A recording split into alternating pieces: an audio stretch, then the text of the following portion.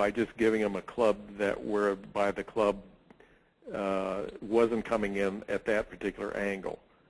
So I got rid of the Golf Achiever, and there was nothing against Golf Achiever. I think it's a fine unit. I think it's an excellent unit. I think the price is right on it, but it was just taking up too much time, and there were too many questions from people, and nothing against the golfers, but these guys were 90 shooters, and they're never going to be 80 shooters, so it was just one of those things that I just didn't feel was necessary. Well, you have to go with the equipment that is best suited for your needs, and that's why I like your contrast with Rick. Right. Because you're both successful, you're both hardcore club makers. One has a launch monitor, one does not. You don't have to be have any kind of launch monitor envy. So that's a good story. But I still use the radar gun technique just to get swing speed and so forth. Sure. And so there is some technology being used there. And then I obviously use the DSFI to pull up shafts and so forth, because that's literally the Bible of golf shafts. Great. Yeah, I haven't been talking about that. I did not neglect that. That's opening up a whole nother webinar, which we've talked about briefly in that Jeff had in the past. So, but it is a great tool. Yeah. Gary, give me some of your reasons for your success. Again, relationship building, personal service. Well, I like to treat people as I would like to be treated. And I'm an old codger here at age 57, and I come from an era where there was customer service back in the 60s and the 70s and so forth, and even into the 80s, I should also say. And a lot of the customer service also that I learned some from your father, Rob, that he knew customers and knew what they wanted and how they needed to be treated. So I took those things, and I thank Joe every day of my life for what he's taught me. And nice. And so it's just common sense things. If a customer says, I can't get there until maybe I'm working till 5 o'clock and I can't get there till 6:30, will you still be there? Well, yeah, of course I'll be here. It's not going to take me anything. Or if he wants me to meet him at a golf course that's 40 miles away because it's right near his home, I jump in my vehicle and meet him at his golf course that's 40 miles away. Right. It's not that hard. So rather than lose a sale to Dick's or Golfsmith or whomever it might be, or PGA Superstore, I'm going to go to that customer, I'm going to watch him hit balls, I'm going to do all the information I need, and then we'll come back, build the club, and I'll either take it back to him in 3 or 4 business days, or I will ship it to him and follow up with him the day that it's supposed to be there, and if he has any questions, I'll call him on the phone. Yeah, it's all about service. It almost reminds me of the old days of my kids have never known about going on an airplane and having a meal served to them.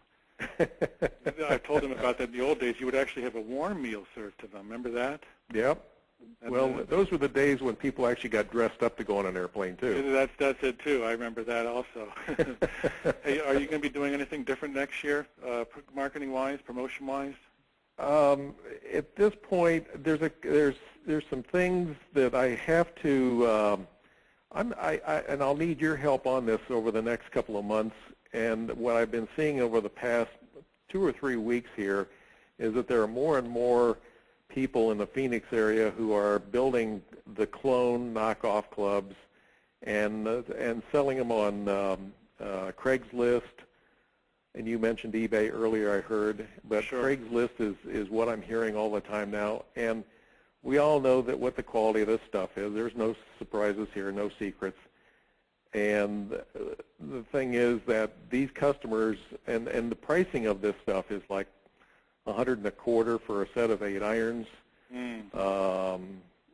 stuff like that, or a driver that's $69.95. And I'm not even going to come close to competing against that because it's not worth my time. Right. as I said before, I've been doing this for now 37 years, and I do value my time the same as your other panelists said, and our time is valuable, and we need to realize that, and other people need to realize that too. So I need some help from you over the next couple months. How can we get past these people who want these clone knockoffs that are advertised on Craigslist or eBay or whatever other auction site there is for $125 for a set of 8 irons? Yeah, Jeff sees this all the time, and he can chime in. You're getting what you pay for, right, Jeff? Yeah, unfortunately, a lot of people that are new to the game don't understand that, and they end up getting duped. And then legitimate people like Gary or the other panelists. And the problem is, then once they've been duped, then there's a mistrust there for everybody. Mm-hmm. Right, exactly. So we need to get past that perception and say, by golly, these clubs are the finest clubs you can have. Hireko or the Acer XK irons, or the Cayman irons, or whatever it might be. You're not going to find a better club than this. Maybe we can write up some articles for the blog here, Jeff, in the next couple of months and address some of these issues. That's a good idea, Gary. Well, we need to get past the people. There's 2 problems. Multiple problems, I should say. One is the people who are like that, want to buy from the Craigslist or the eBays or whatever. The second group of people say that the custom clubs cost too much when they really don't. And the third is that, as you mentioned when you first started today, is that the custom club quality is not as good as Callaway. Well, I can tell you I've taken apart a lot of Callaways over the years, and there is a lot of junk that they make, and there's a lot of junk from a lot of other companies, and I won't even mention their names, but you just see it and you go, how can they put this stuff on the market and charge what they're charging? Right.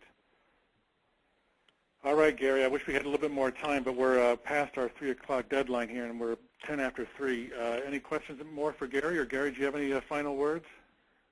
I thank you for this time and hope that we can do it again someday. I definitely thank you too, Gary. I want to try to see if we can get another webinar up maybe in the next couple of months, maybe during the winter months of maybe we'll do a club maker panel, and it'll just be real loose, and we'll just take questions kinds of things. Sounds perfect. All right, Gary. Hey, thank you so much. And I want to sign off here. Jeff, did you have anything else? No, just thanks everybody for coming, and thanks for our panelists for taking valuable time out of their business to join us. I agree. And thanks, everybody, and everybody have a great weekend. Have a great weekend, Gary. Thank you so much. Bye-bye. Bye-bye.